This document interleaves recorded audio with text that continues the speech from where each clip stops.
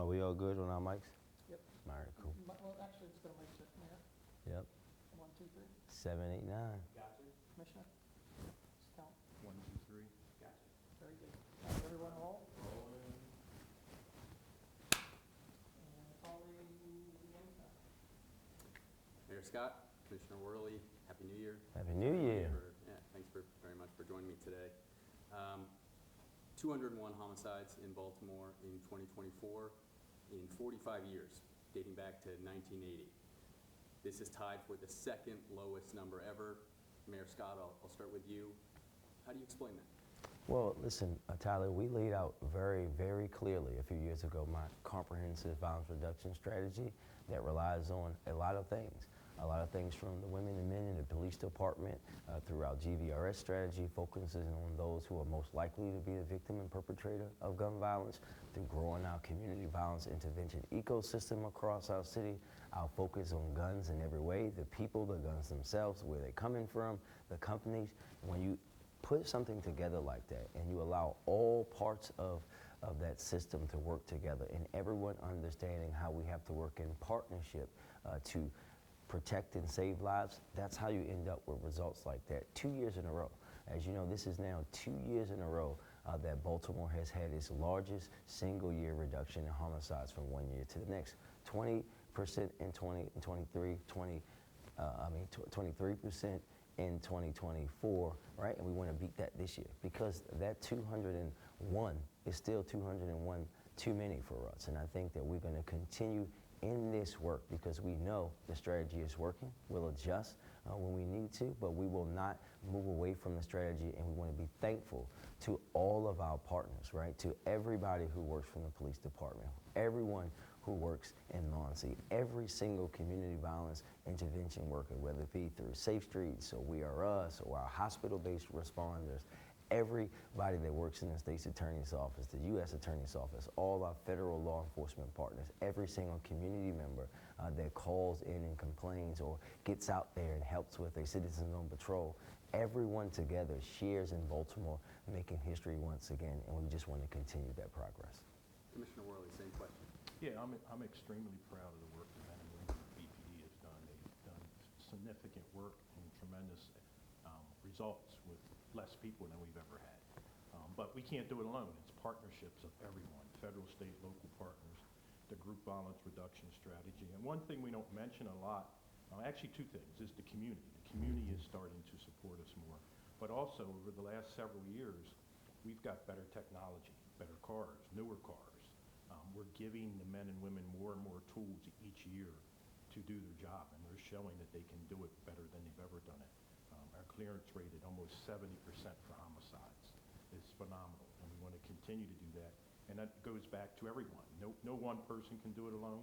The group violence reduction strategy that we have, one of the things that we're proud of is not only that we've taken a lot of criminals off the street, a lot of their young men and women have taken services and put down the guns, and that's the goal. And 201 is 201 too many. Next year we want to be even lower and continue to drive the numbers down. Commissioner Worley, a follow-up question for you. In previous years, when you lay down the data for the homicide data, you put that on a map, year after year, it's in the same neighborhoods. It's that black butterfly.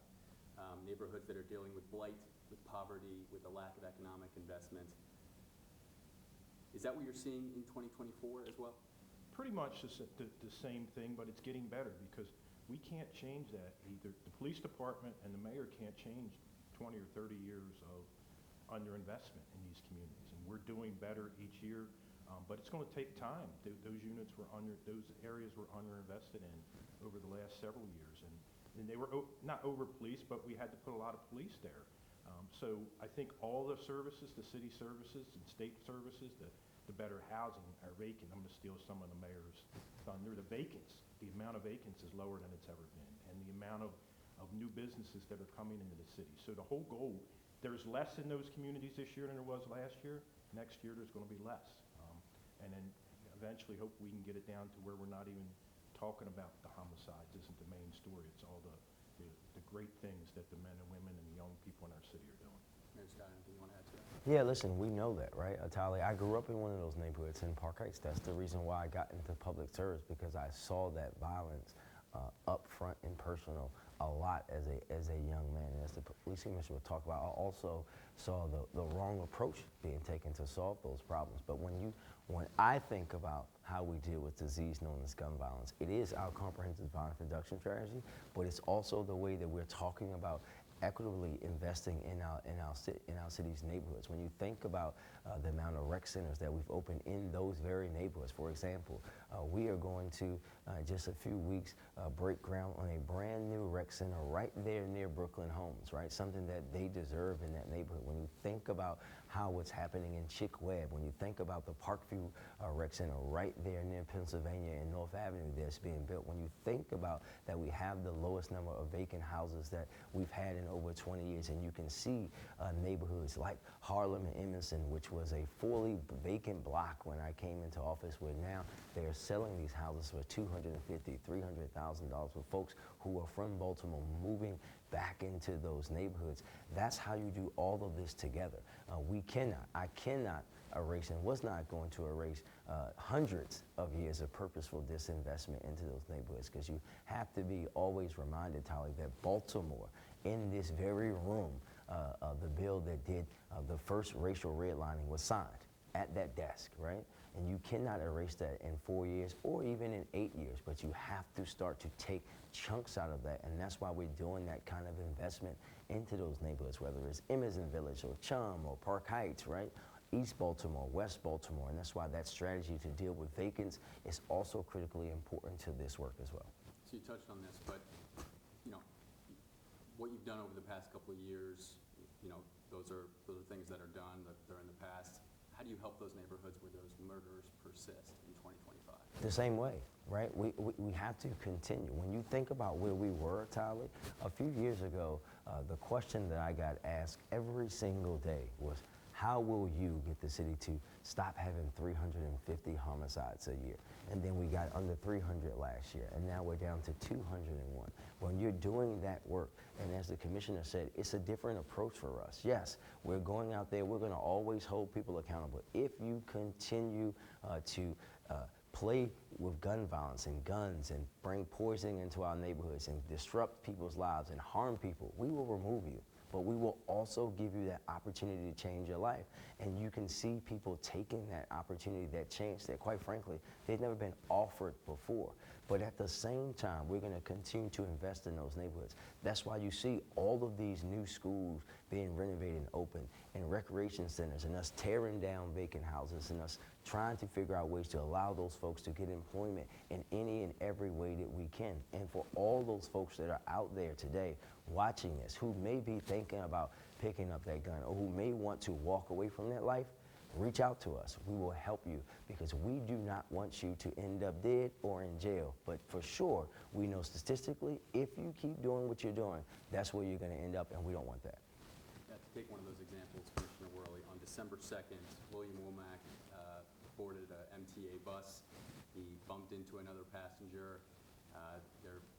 An argument ensued, and then he was shot and killed. How do you stop that gun violence in 2025? I think you have to start with slowing down the proliferation of guns coming into our city.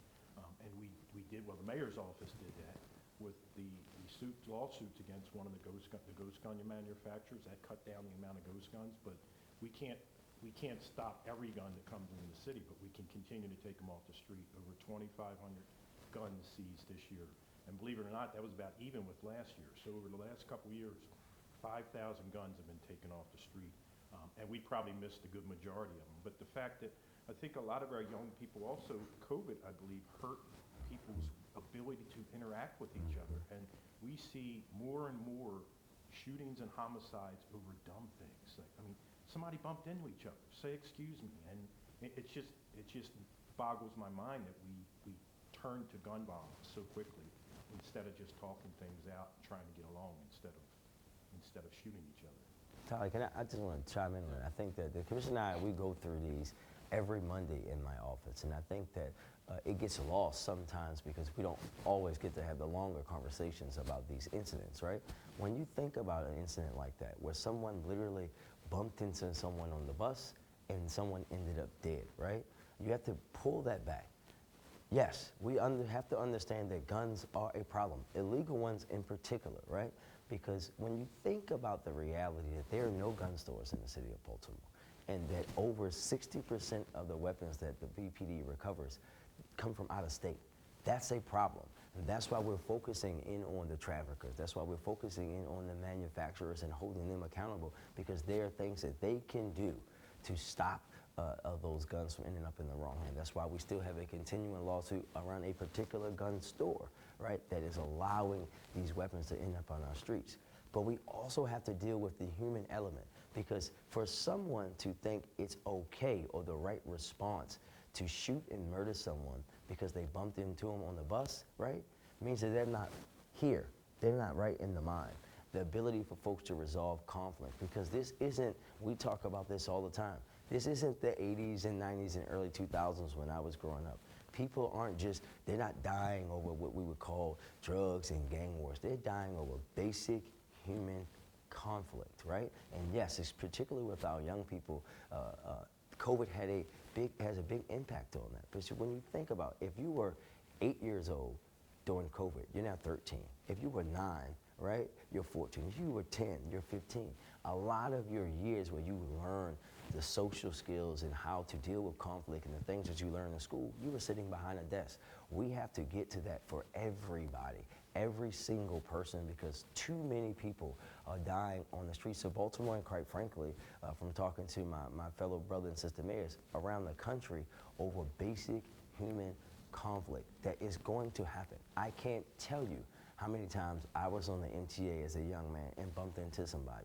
And you just say, oops, my bad, you move on, right? And to see grown people resulting to that kind of violence against someone for something so similar shows you the difficulty in that. Because, listen, we have the best police officers, the best detectives in the world. But this is not Tom Cruise in the Minority Report. There's no way that they were going to be on that bus and knew that that person was going to do that at that time. And that's why we have to think about these things a little deeper.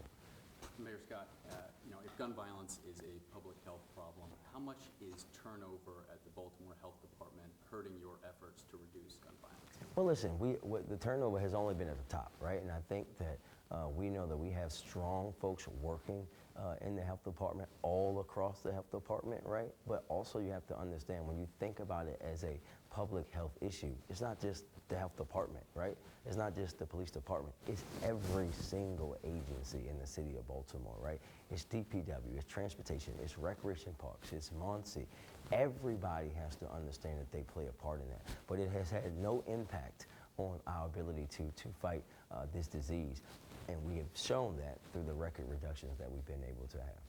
How does a Trump presidency hurt your efforts to reduce the homicide number even lower in 2025? Hopefully not at all, right?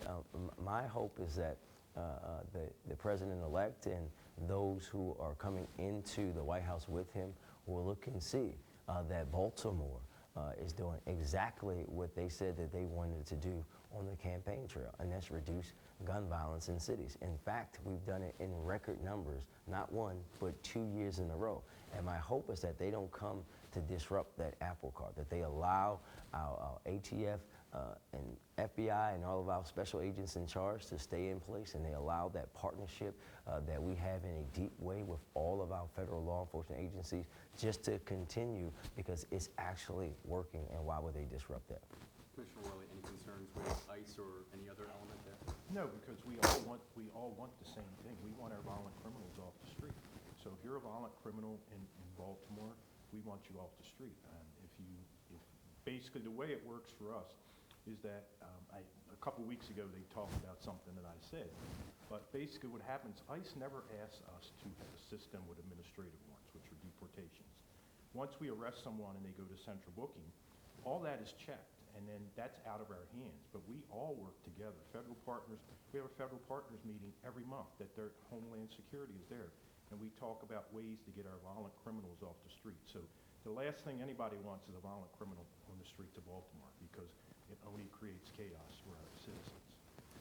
I interviewed a data analyst at Age Analytics. They work with law enforcement agencies across the country. and they study 300 cities across the country.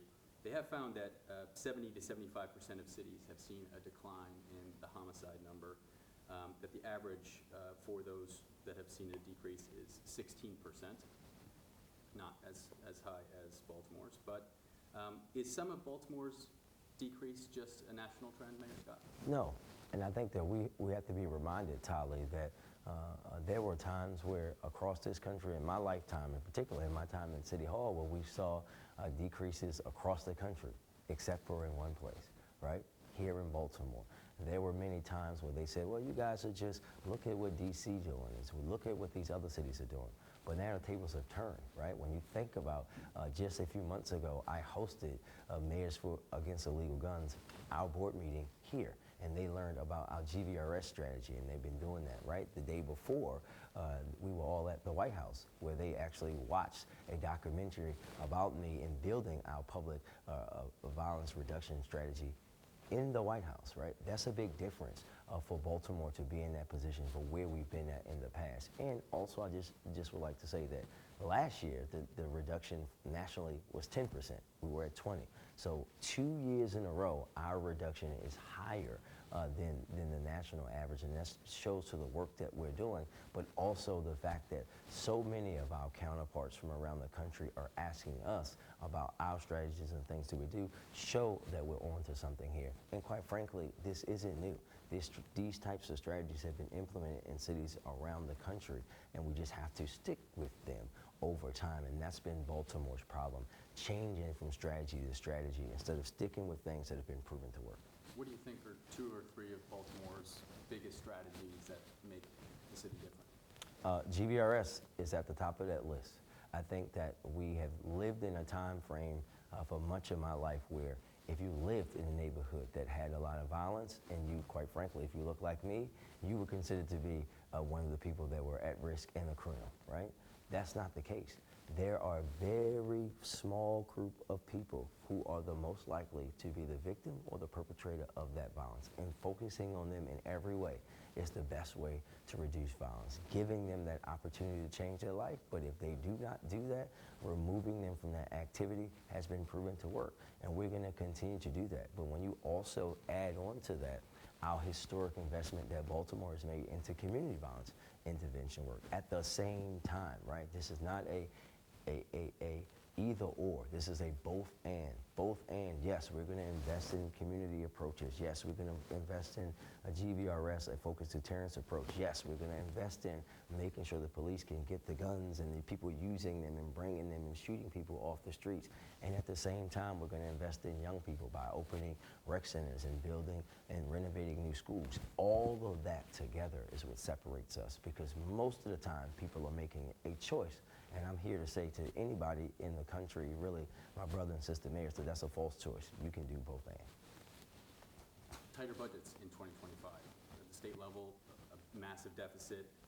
Is that how big of an obstacle is that to getting that number even lower in 2025? Well, we know everything's a challenge, right? And we don't yet know how that will impact the states and the state's support for the public safety efforts, but knowing the governor and knowing how deeply committed and connected they are to this work, I'm not deeply concerned about that. And the truth is that we've been through these before, and we've made it out of these issues before. Our focus is going to remain on the work, and we will make sure that we fund that work. And I think it's important to note, Tyler, that even when you think about GVRS, it's never been solely funded by one thing. Yes, the city puts up a lot of the money, but we also have the best congressional delegation, and that's not going to change for sure now that we have our new U.S. Senator-elect who understands this work, and they've invested in the GVRS. Obviously, the state's invested, but also our philanthropic partners around the city, and we know folks, when they see a result, they want to invest more, and we'll just continue to do that work. Last question, Commissioner Worley. With today's events in New Orleans, are there any specific plans you can talk about, whether it's with Ravens home game coming up, anything that the public should know about in terms of BPD trying to keep them safe? No, just the fact that we do those things every single game and every single event. We had things in place yesterday where we approach these events like they are major events every time, and we try to figure out what worst case scenario. That's our job, is to make sure people are safe. And we want people to come here and be safe and not have to worry about their safety. Go enjoy the game. Go enjoy the Ravens win, hopefully. And just have fun, just like they did last night for the New Year's celebration. Come into our city, enjoy it, and make your way home safely.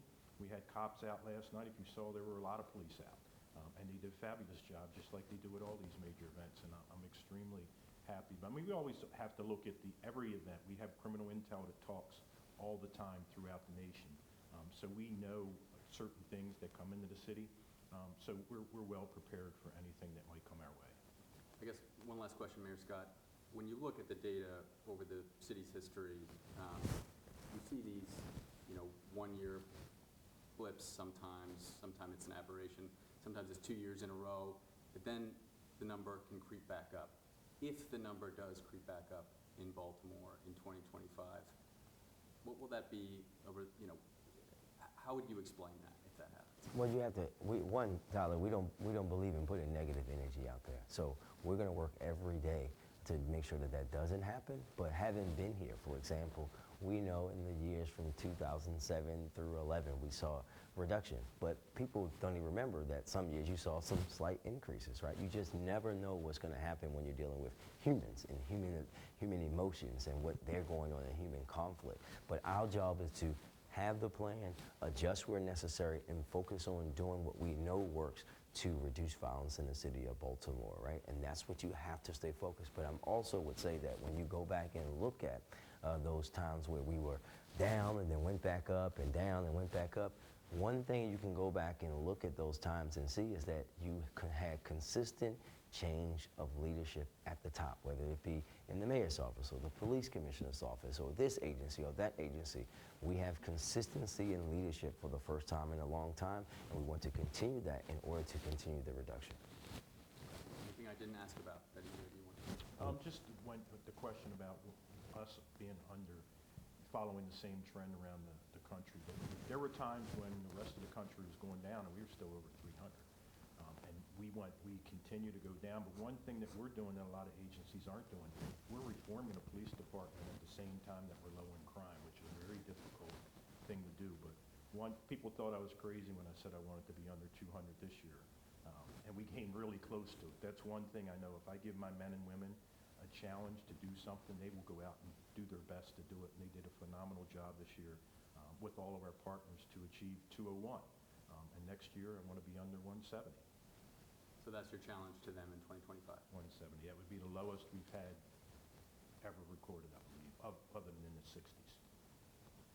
Okay. Our numbers go back to 1970. That was the lowest since 1970. I think also, Tyler, is when you think about the other cities, during COVID, Baltimore didn't see the big spike, right? So you have to consider that we did not see the spike that everyone saw during COVID, and I think it's important. I asked the data analyst about that. He said after Freddie Gray, Baltimore saw that spike. That spike is different, and yeah. It stayed high for a long Stayed high time. for a long time. But that's what he says Baltimore and a couple other cities like it, New Orleans he mentioned, do is they go above the national trend, and then when they drop, they go below the national trend. They both had the same issue. Okay. Go back and look. They switch a lot. Leadership. A lot. All right. Thank you both very much. Thank you.